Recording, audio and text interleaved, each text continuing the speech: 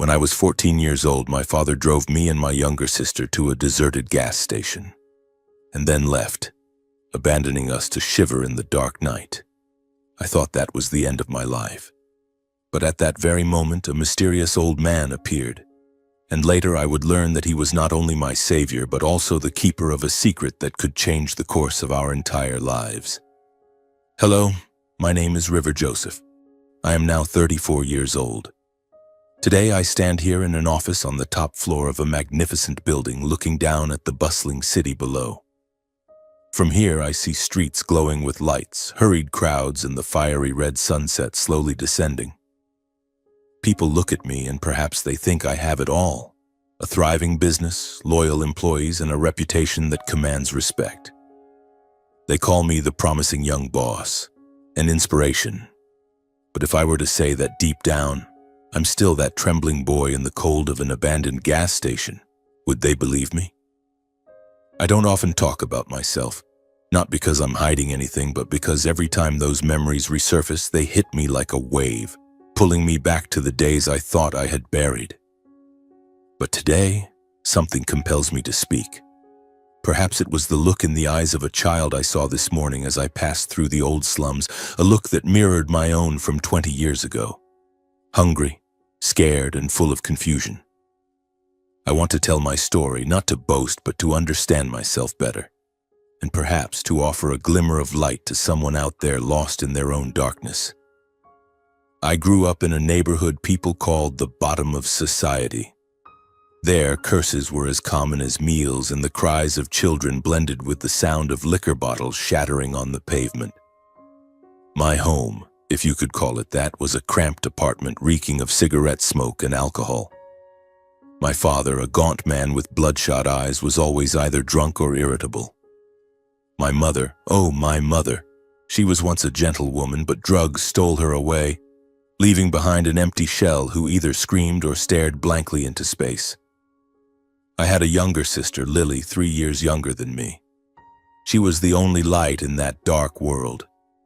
Whenever our parents fought, I would pull Lily into a corner of the room, hold her tightly, and cover her ears so she wouldn't hear the shouting or the sound of furniture being smashed. "Everything will be okay, Lily," I whispered, even though I didn't believe my own words. We survived those days by clinging to each other like two last leaves on a branch about to break. My childhood memories don't include picnics or Christmas gifts. They are of nights so hungry that my stomach ached, when I sneaked stale bread from the trash to share with Lily. They are of my father grabbing my hair, yelling that I was useless, or my mother in her drugged haze looking at me as if I were a stranger. But amidst that suffocating darkness, there was a tiny flicker of light, like a candle trembling in a storm. That light was a mysterious old man. I didn't know who he was, at least not at the time. He appeared suddenly like a figure lost from somewhere unknown. One afternoon, as I sat huddled on a street corner, hungry and with eyes stinging from a beating my father had given me, the old man approached. He was very old, with white hair and a stooped back, but his eyes shone with an extraordinary brightness, as if they held an untold story. He didn't say much, just sat down beside me and handed me a warm loaf of bread. "Eat, boy," he said, his voice low and warm. I looked at him, half suspicious, half grateful, and then devoured the bread as if it were my first meal ever. From then on, the old man appeared irregularly, but always at the moments I needed him most. Once he gave me a pair of worn but sturdy shoes that fit me perfectly. Another time, he quietly slipped a few coins into my pocket, enough to buy a carton of milk for Lily. He never asked too many questions or pressed me to talk about the bruises on my body, but every time he showed up, I felt as though someone in this world truly saw me, not as the useless boy my father called me, but as a human being. I remember one freezing winter night when Lily and I fled the house because my father was in a drunken rage. We sat huddled under an awning, the cold wind cutting through our skin. Lily was shivering uncontrollably, her lips turning blue. I held her close, trying to warm her with the little heat my body could offer. I thought we would freeze to death that night.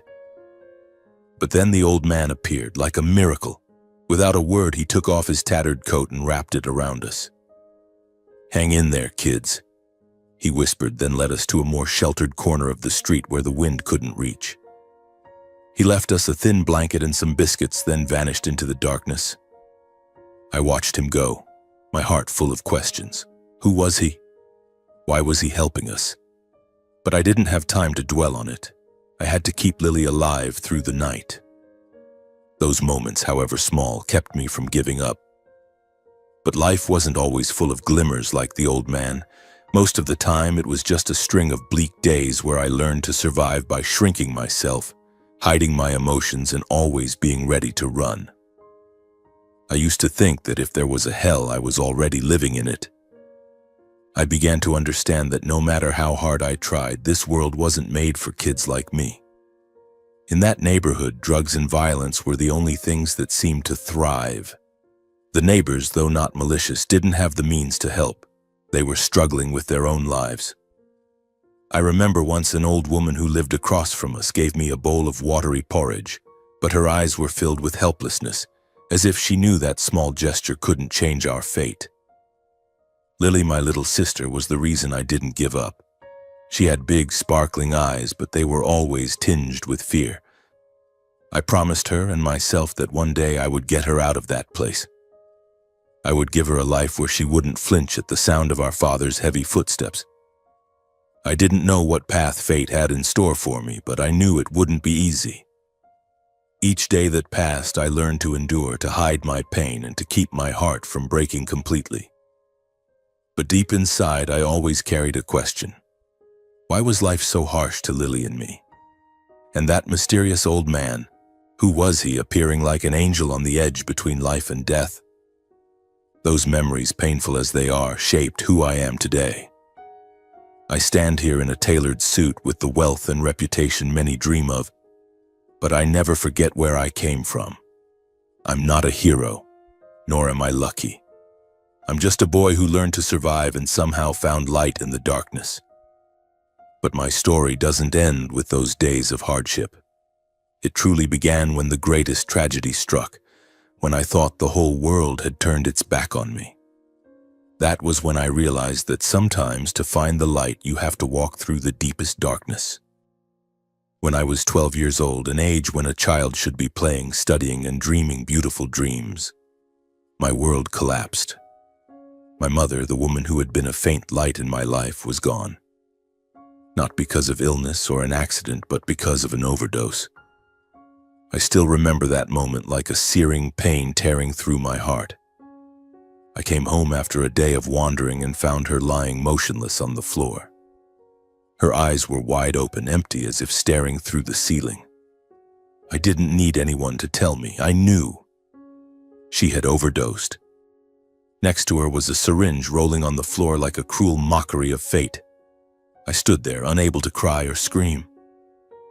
I only felt a cold void spreading through me, as if my heart had stopped beating along with hers. Lily, my 9-year-old sister, didn't understand what was happening. She grabbed my hand, her voice trembling. "Is Mom sleeping, River?" I couldn't answer. How could I explain that Mom had left us forever? I just held her tightly, shielding her from the sight of our mother's face so she wouldn't carry that horrific memory for the rest of her life. But I couldn't escape it myself. That night I lay next to Lily, listening to her steady breathing as she slept, and wondered, how could I protect her when I was falling apart? My father, a man I never fully called Dad, seemed unaffected by my mother's death. He didn't bother arranging a proper funeral. She brought it on herself. He growled, then turned away as if Mom were just a broken object. I looked at him, filled with rage, but I knew I was powerless. I was just a kid with no money, no strength, nothing but my skinny hands and a little sister who needed my protection. Just a few months later, my father remarried. The woman he brought home was a living nightmare. Her name was Helen, a gaunt figure with cold, piercing eyes and a shrill voice that could make anyone shudder. Helen didn't hide her contempt for me and Lily. To her, we were burdens, trash, that my father was stuck supporting. She didn't hit us, not out of kindness, but because she knew words could cut deeper than blows. "Who do you think you are, demanding food here?" she snapped when I asked for an extra piece of bread. "You and your sister are nothing but a waste of money." I clenched my teeth, swallowing my anger, knowing that if I fought back, my father would take her side. My father, now even worse than before, was egged on by Helen, becoming colder than ever. His beatings became more frequent, no longer just drunken outbursts, but deliberate acts of rage. I remember one time, just for breaking a glass, he grabbed my collar and punched me in the stomach until I collapsed. "You're truly useless," he roared while Helen stood there, arms crossed, a smirk on her lips as if she were enjoying the show. Lily sobbed, running to hug me, but all I could whisper was, "Don't be scared, I'm okay." I began to feel that this world had no place for us. With each passing day, I saw the light in Lily's eyes dim. She no longer talked about her dreams or told the innocent stories she used to. She grew quiet, fearful, and it broke my heart. I told myself I had to be strong to protect her, but deep down, I was terrified that I wouldn't be able to. I feared that one day I would break, and Lily would be left alone. The real tragedy struck when I was 14. It was a freezing winter night, the sky pitch black, without a single star. My father called me and Lily out of the house, telling us to get in the car. I thought he was taking us somewhere, but I never imagined it would be the last time I'd see him. The car stopped at an abandoned gas station, isolated on a desolate road. The smell of old gasoline and rust filled the air, and the flickering fluorescent light made the scene even more eerie. My father opened the car door and gestured for us to get out. "Stay here," he said, his voice as cold as ice. "Where are you going?" I asked, my voice trembling. He didn't answer. Helen, sitting in the front seat, turned to look at us, her face twisted into a cruel smile. "Consider this your chance to be independent," she said, sneering. Before I could say anything, my father slammed the car door, floored the gas, and the car sped off, leaving me and Lily standing there in the bone-chilling cold and endless darkness. Lily clung to my hand, her lips trembling. "River, where's Dad going? He'll come back, right?" she asked, her voice breaking with fear. I wanted to lie, to comfort her that everything would be okay, but I couldn't. I just held her, trying to hold back my tears. We stood there, two abandoned children, penniless, with nowhere to go. It felt like the entire world had turned its back on us, as if no one in this world needed us anymore. I led Lily inside the gas station, finding a corner sheltered from the wind to sit. I wrapped my thin jacket tightly around her, trying to keep her warm. But the cold wasn't just from the weather. It came from the fear gnawing at my heart. I didn't know how we would survive, what tomorrow would bring. All I knew was that I couldn't let Lily suffer anymore. We sat there, shivering in the dark, time stretching on endlessly. I thought that was the end, that we would die there, forgotten like scraps on the side of life's road. But then, amidst that despair, a familiar figure appeared. The mysterious old man with his white hair and strangely bright eyes stepped out of the darkness. He didn't say a word, just knelt down and embraced us. "Don't be afraid," he whispered, his voice like a small flame warming my frozen heart. "I'll take you to a safe place." I didn't know where he would take us, but in that moment I felt a tiny spark of hope. The old man took my hand and Lily's, leading us away from the cold gas station into a journey I could never have anticipated. It was the fateful turning point, where the darkness of the past began to give way to a new light, faint but enough to make me believe that life still held miracles. That night, the wind cut like a knife, but the old man's hand was strangely warm. He led us to an empty lot behind the gas station where an old pickup truck sat quietly under the dim yellow light. The hinges creaked as he opened the door. Lily clung tightly to me, her wide eyes filled with fear, but she didn't cry. Perhaps she too sensed something from the old man, a sense of safety we had never known. Though my heart was full of doubt, I followed him. I had no other choice. Staying at the gas station meant death, not from the cold, but from the despair that would swallow us whole. We squeezed into the cramped cabin of the truck, the hoarse engine roaring to life, breaking the silence of the night. The truck rolled slowly, gliding through dark streets where the streetlights barely illuminated the puddles on the road. Finally, the pickup stopped in front of a small, weathered but tidy house, tucked behind a row of trees. Warm golden light spilled from the windows, like an invitation. The old man opened the door and gestured for us to come inside. "Come in, kids," he said, his voice low but gentle. I hesitated, scanning the small room. An old wooden table, a crackling fireplace, and the faint smell of freshly baked bread. It was all so unfamiliar to me. For the first time in my life, I felt what people call a home. The old man told us to sit, then brought out 2 steaming bowls of soup. The steam rose, blurring my vision, or perhaps it was the tears I was trying to hold back.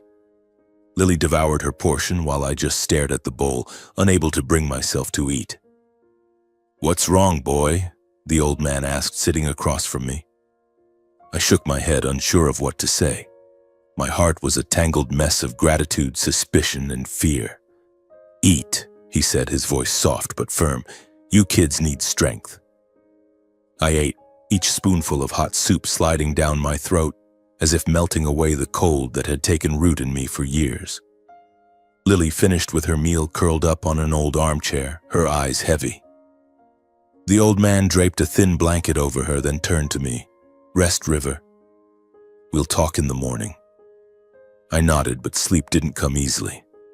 I lay on the small bed he had prepared, listening to the crackle of the fireplace and Lily's steady breathing, my mind still racing with questions. Who was this old man? Why was he helping us? And more importantly, what did he want from 2 kids like us?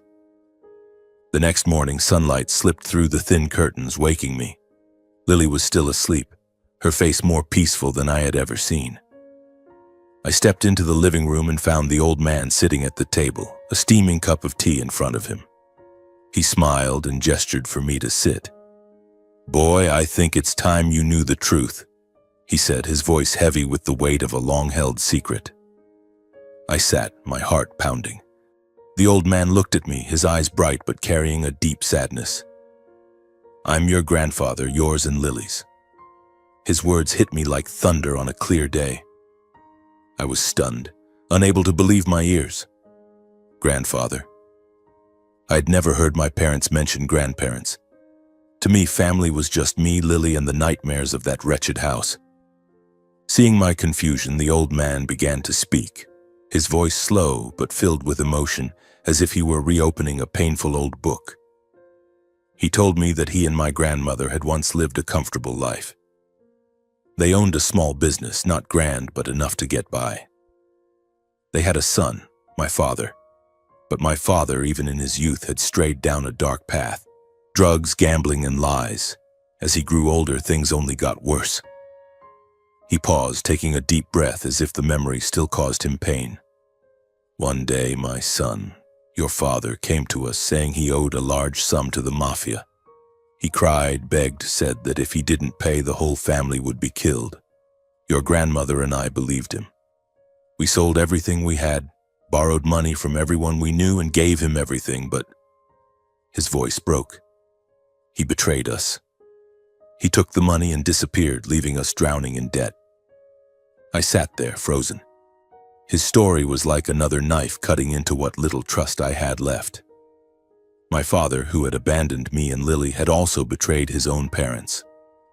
I wanted to scream, to smash something, but I just sat there, my hands gripping the chair tightly. The old man continued, his voice trembling. "Your grandmother, worn out by exhaustion and illness, passed away not long after.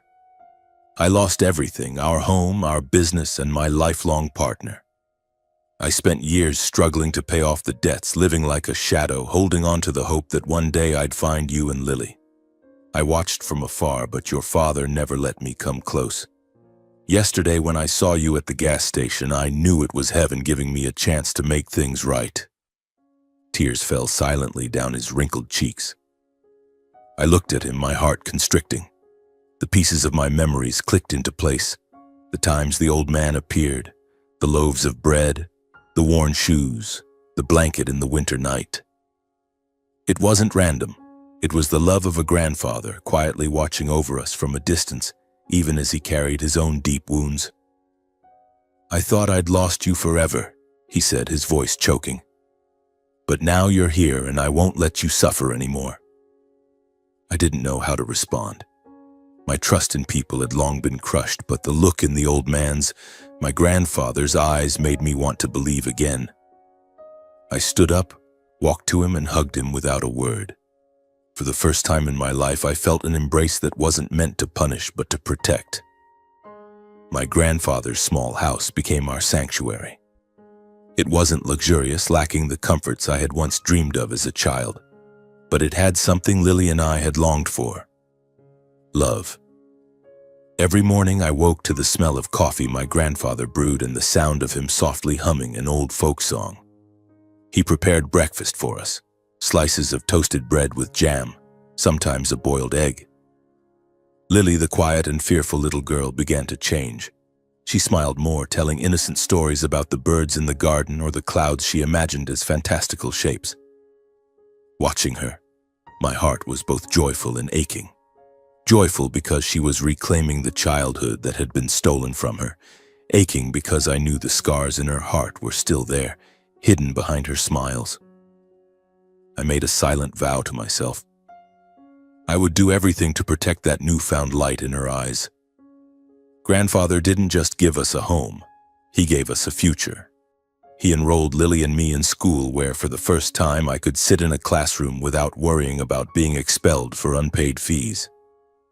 He bought us new clothes, not expensive but clean and well-fitting. I remember the first time I wore a shirt he picked out for me, standing in front of the mirror, feeling awkward in my unfamiliar reflection. "You look like a real student, River," he said, smiling. Those simple words made me want to cry. For the first time, I felt I wasn't the useless boy my father had called me. But grandfather didn't just provide for us materially. He taught Lily and me lessons no school could offer: the value of hard work, honesty, and above all, dignity. "Money can be lost, River," he would say, his voice steady and firm. "But no one can take away your character. That's a person's greatest asset." His words carved themselves into my mind like a torch lighting the path ahead. I began to understand that no matter how painful my past was, I could choose to live in a way that was worthy. School became my escape. I wasn't the brightest student, but I was the most diligent. I studied as if every word was a brick building my future. Every night I sat at the old wooden table in the living room, under the flickering light of an oil lamp, diligently solving math problems or memorizing literature. Grandfather would sit nearby, quietly reading the newspaper or fixing household items, but I knew he was watching me. Occasionally he'd look up and smile. "Keep it up, River. You'll go far." Those words were my motivation to keep going, even on days when exhaustion made me want to collapse. Lily, too, began to find joy again. She loved drawing, and grandfather, despite his modest means, bought her a box of colored pencils. Her drawings of houses, fields, or grandfather's kind smile covered the walls of the house. Each time I looked at them, I felt a sense of relief. She was healing, and so was I, however slowly. But it wasn't all smooth sailing. Memories of my father, my mother, the hungry nights, and the sound of angry shouts would resurface, often when I least expected them. Some nights I'd wake up in a cold sweat, the image of my father abandoning us at the gas station vivid in my mind. I'd sit up, glance at Lily sleeping peacefully beside me, and tell myself to be stronger. Grandfather seemed to understand, even though I never spoke of it. One day he called me to the backyard where he tended a few small apple trees. "River," he said, pointing to a young tree bent by a storm. "This tree is weak, but it's still alive. You're the same. What you've been through doesn't define you. It only makes you stronger." I nodded silently, but deep down I knew he was right. I couldn't change the past, but I could choose how it shaped my future. Slowly I learned to trust, not just grandfather, but myself. I began to dream bigger dreams, not just escaping the slums, but building a life that Lily and I could be proud of. I wanted to prove that no matter where I came from, I could rise. And grandfather, the true father I never had, was the one who planted the seeds for those dreams. The years living with my grandfather were the time when I learned to stand tall, no longer bowing my head to painful memories. He didn't just give Lily and me a home. He gave us a foundation, not of money, but of belief that we deserved a better life. I held on to his words, "Knowledge is the key to changing your fate." Those words became my guiding compass, leading me through the long days of studying in school. School wasn't easy. I wasn't a genius, but I had a persistence I didn't even know I possessed. Every night I sat at an old wooden table under the flickering light of an oil lamp, poring over books. Math, literature, history. They were like doors opening to a new world, one where I was no longer the abandoned boy left at a gas station. Lily worked just as hard. She was smart, diligent, and had a warm heart that I quietly cherished. She dreamed of becoming a doctor, wanting to help people like our mother, those beaten down by life. I watched her drawings now replaced by notebooks filled with meticulous notes, and I knew she was fighting her own battle, in her own way. After years of effort, I entered university, majoring in business administration. It was a completely new world. Sprawling lecture halls, challenging lessons, and classmates from backgrounds I couldn't have imagined. At times, I felt out of place, like I didn't belong. But whenever I wanted to give up, I thought of my grandfather, of the pride in his eyes when I received a scholarship. I gritted my teeth, studied day and night, worked part-time at a cafe to cover expenses, and slowly I found my footing. On graduation day, I stood on the stage, my cap and gown fluttering, my heart overflowing with emotion. My grandfather sat in the audience, his eyes glistening with tears. "This is the greatest reward of my life," he said, his voice choked as he hugged me after the ceremony. I looked at him, the man who had sacrificed everything to give Lily and me a chance, and I knew every effort I'd made was to honor him. But I didn't choose an easy path after graduation. While my friends sought stable jobs at big corporations, I decided to return to my grandfather and work for the small business he had rebuilt from ashes. It was just a modest company supplying medical equipment with a handful of employees in a cramped office. To me, it wasn't just a job. It was my grandfather's legacy, proof of his resilience after what my father had done. In the early days, I handled simple tasks, checking the books, delivering goods, meeting clients with him. I learned to listen, to negotiate, and to face rejection head-on. Sometimes I felt small compared to larger competitors with abundant resources. But my grandfather always reminded me, "You don't need to be bigger than them, just better." I started applying what I'd learned, from university lectures, from his teachings, and from the years I'd survived adversity. I suggested small but effective changes, improving inventory management, building relationships with local hospitals, and exploring new markets. I remember convincing a major hospital to sign a contract with us, even though they initially doubted a small company like ours. When I brought the good news back, my grandfather looked at me, his eyes filled with both pride and surprise. "River," he said, "you're doing things I never dared to dream of." Gradually, the company began to grow. From a cramped office, we moved to a larger space. From a few employees, we built a small but tight-knit team. I wasn't just working for money. I wanted to prove that what my grandfather had built was never meaningless. Every new contract, every satisfied client was my way of telling him, "I did it, Grandpa." But I knew success wasn't just about numbers. It was the radiant look in Lily's eyes when she received her acceptance letter to medical school. It was my grandfather's smile when he saw me confidently presenting to partners. And above all, it was the feeling that I was living a meaningful life, no longer weighed down by the shadows of my past. Yet I wasn't naive. I knew the past never truly disappears. The scars in my heart remained, and I always had a nagging feeling that one day the ghosts of those old days might return. But now, I was no longer the helpless boy. I had knowledge, determination, and most importantly, I had my grandfather and Lily. People who reminded me that no matter how harsh life could be, I could still choose to stand up and keep moving forward. In the years that followed, I poured my heart and soul into my grandfather's company. From a small enterprise, we began to rise. I didn't shy away from late nights, long trips to meet partners, or the sting of rejection. I learned that success doesn't come from luck, but from fierce determination and persistence. I improved everything, from management to business strategies. I built relationships with major hospitals, convincing them that a small company like ours could be more reliable than the industry giants. And slowly they began to trust me. The company started to gain recognition.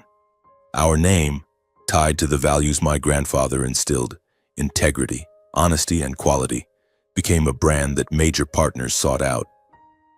I remember one afternoon after signing a contract with a prestigious hospital chain, I stood in our new office and thought of my grandfather. "Do you see, Grandpa?" I whispered to myself. "I'm making it happen." To the employees, I wasn't just the boss. They saw me as a young leader, full of ambition, but also as an example. I didn't hide my past. I told them about the hungry days, the cold gas station, and how my grandfather saved me. I wanted them to know that no matter where they came from, they could rise just as I had. And I saw them work not just for money, but for the belief that we were building something meaningful together. Meanwhile, Lily was shining in her own way. She had become a medical intern, her eyes sparkling as she talked about surgeries or the patients she helped. I looked at her, now a strong, intelligent, and compassionate woman, and I couldn't have been prouder. "River," she once said, smiling brightly, "I want to save people like Mom, so no one has to leave like she did." Her words pierced my heart, but they also made me believe she would succeed. Everything seemed to be going smoothly.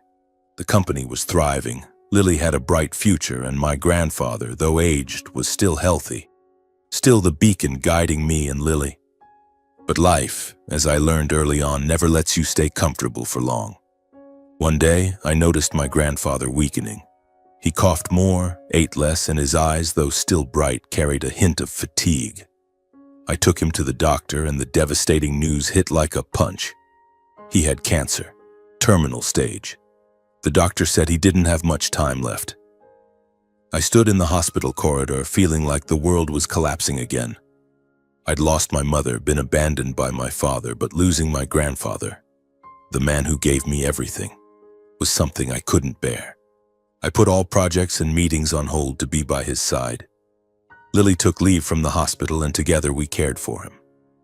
We took turns sitting by his bed, telling stories, listening to his laughter, and trying to hold on to every moment.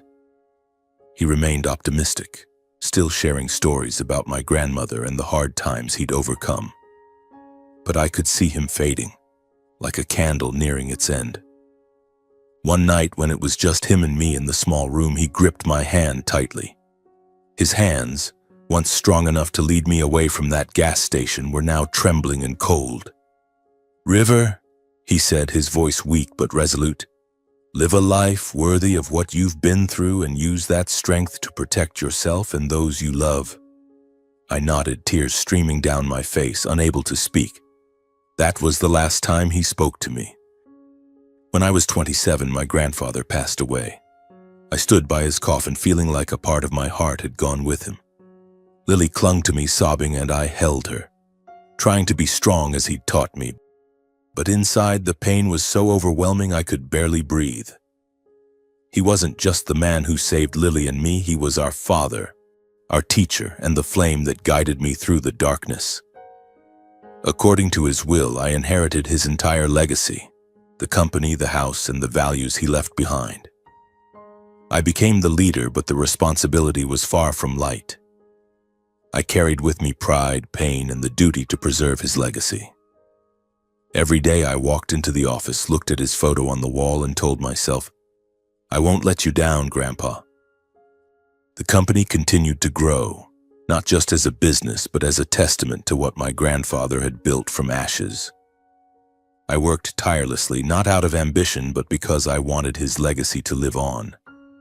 But I never expected that this very success would act like a beacon. drawing the moths of my past, ghosts I thought had vanished forever. One afternoon, as I was reviewing financial reports in the office, my secretary informed me that 2 people wanted to see me. "They say they're your family," she said, her voice hesitant. I frowned, a sense of unease rising within me. Family? Besides Lily, I had no one else. I told her to let them in, and when the door opened, my heart seemed to stop. Standing before me was my father, the man I hadn't seen since that cold night at the gas station. And beside him was Helen, my stepmother, whose cruel smile had haunted my childhood. My father looked older, his hair streaked with gray, but his eyes were as cold and sharp as ever. Helen, on the other hand, tried to appear soft, her eyes red as if she'd been crying. They stepped into the room, and the air grew heavy, as if my entire past was flooding back, weighing on my shoulders. I sat still, gripping the edge of the desk, trying to maintain a calm facade. But inside, a storm of emotions churned. Not just anger, but a mix of disgust and pain. "River, my son," my father began, his voice dripping with false sweetness. "I've been looking for you for so long. We're still family, aren't we? You've done so well, and I'm proud of you." His words cut like a knife, not because they were sharp, but because they were so blatantly insincere. I looked at him, remembering the moment he left Lily and me at the gas station, the sound of his car's tires rolling away in the dark, and I wanted to shout, "What family?" Helen chimed in, her voice trembling, feigning remorse. "River, I know I wasn't a good mother back then, but I was just a stepmother. I had no choice. Seeing you succeed now, I'm so happy." She wiped away tears, but I saw through the pretense in every gesture. The memories of her verbal abuse, of her standing by while my father hit me, came rushing back, as vivid as if they'd happened yesterday. I wanted to stand up and throw them out, but I restrained myself. I didn't want them to see me lose control. "What do you want?" I asked, my voice cold. My father smiled, the same smile that used to terrify me but now only filled me with contempt. "River, you understand," he said smoothly. "This company, this wealth, it's the sweat and tears of our family. I just want you to share a little, because we're blood, because you owe us." I laughed, but not out of amusement. It was a bitter, hollow laugh, carrying the weight of all the years Lily and I had to survive in the dark. "Family," I repeated, looking straight into his eyes. "The man who left me and Lily in the middle of the night in the freezing cold lost the right to call me his son that day." My voice was calm, but each word landed like a hammer. "Owe you? What did you ever give us besides pain and abandonment?" Helen paled and my father stiffened. He tried to maintain his composure, but I saw his hands tremble. "River, you can't talk to your father like that," he growled. But I was no longer the scared 14-year-old boy. I stood up, stepping closer to them, my gaze unwavering. "You have no right to come here and demand anything. You're not my family. My family is my grandfather, Lily, and the people who stood by me when you turned your backs." This reunion wasn't a reconciliation. It was a confrontation between betrayers and a survivor. I looked at them, saw the greed plain in their eyes, and knew they weren't here out of remorse. They came for money, for the success I'd built with my sweat and tears. But I would never let them touch my grandfather's legacy, not ever. I signaled for security to escort them out. My father tried to say something, but I turned away, refusing to hear another word. When the door closed, I sat down, my hands trembling. The image of that cold gas station flashed in my mind, but this time I wasn't afraid. But my father and Helen weren't ones to give up easily. They didn't come back to me, perhaps knowing I'd never yield.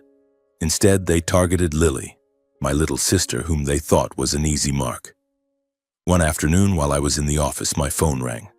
Lily's voice came through, no longer trembling as it once did, but sharp and resolute. "River," she said, "Dad and Helen just came to the hospital. They wanted to see me." I gripped the phone tightly, anger flaring like wildfire. "Are you okay?" "What did they say?" I asked, trying to keep my voice steady. Lily explained that my father and Helen had shown up at the hospital where she was interning. using the same honeyed words they'd tried on me. They told me I owe them, that I need to help family because you're too stubborn, she said, her voice tinged with bitterness. They wanted me to convince you to share the money, or at least give them something to get through tough times. I was about to tell her to cut contact immediately, but she continued, and this time, her voice was filled with pride. River, I'm not that scared little girl anymore. I told them straight, you're not my family. My family is River and Grandpa. You abandoned us and don't expect my pity now. Helen tried to cry, but I told them to leave or I'd call the police. I sat in silence, overwhelmed with emotion. My Lily, the little girl who once trembled in my arms at the gas station, had grown into a strong woman capable of standing up to those who'd hurt us. You did great, Lily, I said, my voice catching. If they come back, call me right away, okay? Lily gave a soft laugh over the phone. Don't worry, River. I know how to protect myself, and I know you're always there. That call made me realize that I wasn't the only one who'd changed. Lily had grown up carrying the fire my grandfather had kindled, the fire of resilience and self-respect. My father and Helen thought she was the weak link, but they were wrong. We, brother and sister, had survived the darkness together, and none of them could drag us back. I knew this confrontation wasn't the end. My father and Helen, with their greedy nature, wouldn't stop easily. But I wasn't afraid. I had Lily, my grandfather's legacy, and the truth, the sharpest weapon I'd learned from him.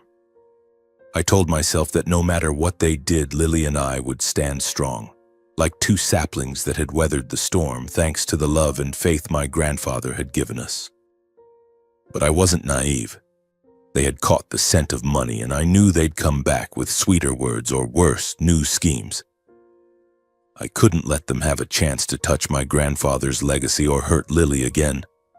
I'd survived the darkness, and now I was determined that they would never exploit me again. I took action, but not out of anger. I learned from my grandfather that true revenge doesn't require fists or shouting. It requires the truth, sharp and undeniable. I contacted a lawyer I trusted, one who had worked with my grandfather during tough times. I need everything on my father, I said, my voice calm but resolute. Everything he's done from the past to the present. In the weeks that followed, my lawyer and I quietly dug into the past. We uncovered old records, documents my grandfather had kept as a reminder of my father's betrayal. I found evidence of the scam from years ago, how my father fabricated a story about owing the mafia to swindle my grandparents' wealth and then disappeared with the money. But I didn't stop there. I hired a team of investigators to look into what my father and Helen had been doing in the years they were gone. The results didn't surprise me, but they still sent a chill down my spine. My father was entangled in a web of shady deals, from loan sharking and illegal trading to scamming gullible people. Helen, who had once egged him on, was no cleaner. They lived a life on the run, drowning in debt, and now, hearing of my success, they saw me as an easy target. I chose my moment to act. A press conference where I was set to announce a new contract with a major partner became the stage for the truth. Before a crowd of reporters, partners, and employees, I didn't just talk about the company's future. I told my story. I spoke of my grandfather, his sacrifices, and how my father had deceived and abandoned us. I presented evidence, documents, figures, names. This isn't a story of revenge, I said, my voice ringing through the silent auditorium. This is a story of justice, of bringing what belongs in the dark into the light. The news spread like wildfire. Newspapers, social media, and street conversations buzzed with talk of my father and Helen. They became the target of public scorn. Friends turned their backs, neighbors despised them, and creditors, sensing an opportunity, began hunting them down. Helen, revealing her greedy, bitter nature, tried to justify herself on social media, only to face a barrage of criticism. My father, once arrogant, crumbled completely. His reputation vanished, his wealth was gone, and debts closed in like an inescapable net. But the story didn't end there. The truth, once exposed, was like a wildfire spreading uncontrollably. After the press conference, when the documents about my father's scams were made public, the wave of criticism on social media and in the press didn't stop at words. Articles dug deeper, interviewing victims of my father and Helen from their years in hiding. Each story was a piece of the puzzle, painting a picture of a couple who lived by deceit and greed. What I didn't expect was the attention from the police. One morning, as I was preparing for a meeting, my phone rang. It was my lawyer, his voice excited but cautious. "River, the police just contacted me. They want to meet you. The documents you released have sparked an official investigation into your father and Helen." I froze, my heart pounding. I hadn't expected things to go this far. I only wanted to protect my grandfather's legacy, Lily, and myself. But now, the truth I'd brought to light had become the key to unlocking another door, a door to real justice. I met with the police the next day. They showed me a long list of charges: fraud, embezzlement, money laundering, and even ties to an illegal trading network my father had been part of. The shady deals my investigators and I uncovered were just the tip of the iceberg. It turned out that during their years in hiding, my father and Helen had delved deep into an underworld, exploiting the trust of many for profit. Victims, from my grandfather's old friends to business partners, began to come forward. Helen, with her venomous nature, tried to pin the blame on my father during interrogations. But the messages, emails, and documents the police collected exposed her role, from instigating my father's scams to being complicit in their schemes. They were arrested, and for the first time, I felt the weight of true justice. Not the justice I delivered myself, but the justice the law brought, built on the truth I had exposed. The trial took place a few months later. I didn't attend, not out of fear, but because I didn't want to see them again. My father was sentenced to 10 years in prison for a litany of crimes, from fraud to embezzlement. Helen received 7 years for complicity and fraud. Their last home was seized to pay off debts, but it was a drop in the bucket compared to what they owed. They lost everything, not just money and reputation, but their freedom. When the news broke, I sat in my office looking at my grandfather's photo. I didn't feel victorious, but I felt at peace. "Do you see, Grandpa?" I whispered. The truth did what I couldn't. My father and Helen had paid the price, not just before society, but before the law. They lost everything, and most importantly, they lost me. The son they once saw as a burden, the one they abandoned in the cold, dark night. One quiet afternoon after the trial, Lily and I visited our grandfather's grave. The cemetery was peaceful, with only the soft rustle of wind through the trees. I placed a bouquet of white daisies on his grave, his favorite flower, and stood in silence, feeling as if he were still here, watching over us. Lily knelt, gently touching the headstone, her voice choked with emotion. "Grandpa, River did it. He protected us just like you did." I looked at her, tears falling silently. "You gave us everything," I said, my voice trembling, "and I promise to live worthy of what you left us."